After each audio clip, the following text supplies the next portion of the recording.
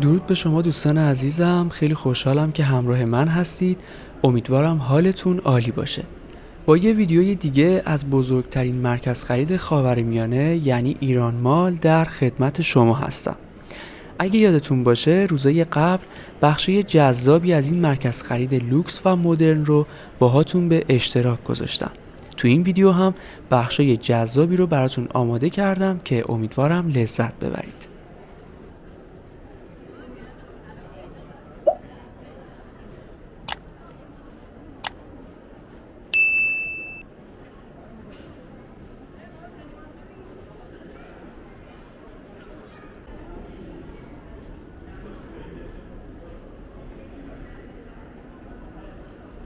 ایران مال بزرگترین مرکز خرید خاورمیانه است و بخشای بسیار زیادی داره. من سعی میکنم اماکن گردشگری ایران و تهران رو به طور خلاصه در قالب ویدیوهای کوتاه‌تری به شما معرفی کنم تا لذت بیشتری ببرید. ممنون که از من حمایت میکنید. اگر ویدیو رو دوست داشتید لطفاً چنل رو سابسکرایب کنید و در سفرهای بعدی همراه من باشید.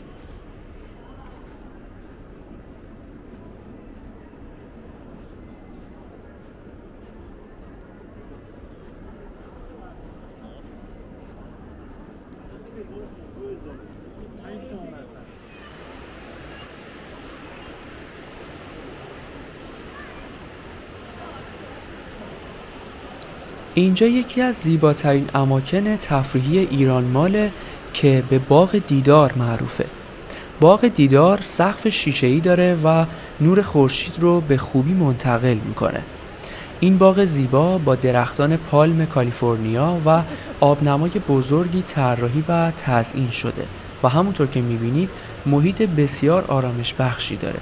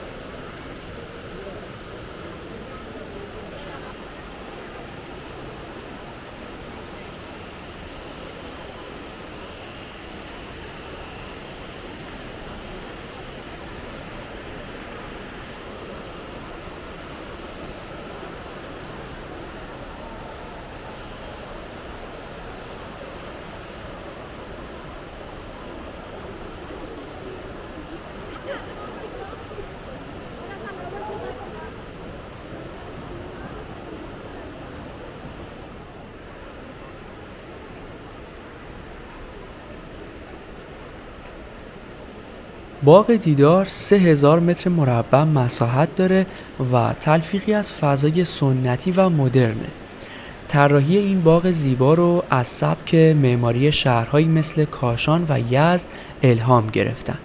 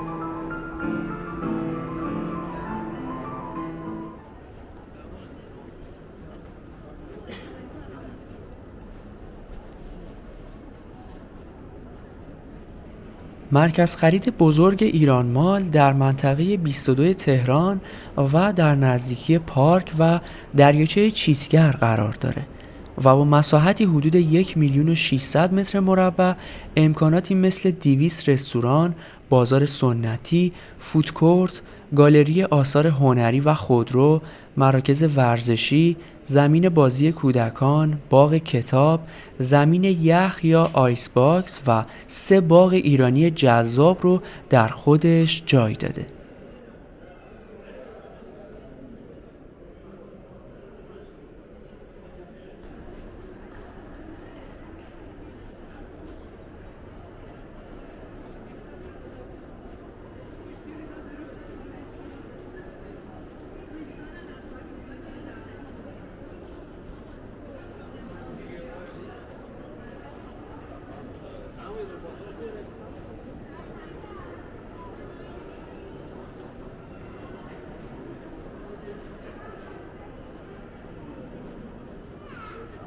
دوستان عزیزم، اگه هنوز عضو کانال نشدید لطفاً دکمه سابسکرایب رو لمس کنید تا با هم به اماکن تفریحی بیشتری سفر کنیم و قدم بزنیم. ویدیوهای زیادی توی پیج هست که شما رو با اماکن گردشگری ایران آشنا میکنه. امیدوارم سفر کنید و از زندگیتون لذت ببرید.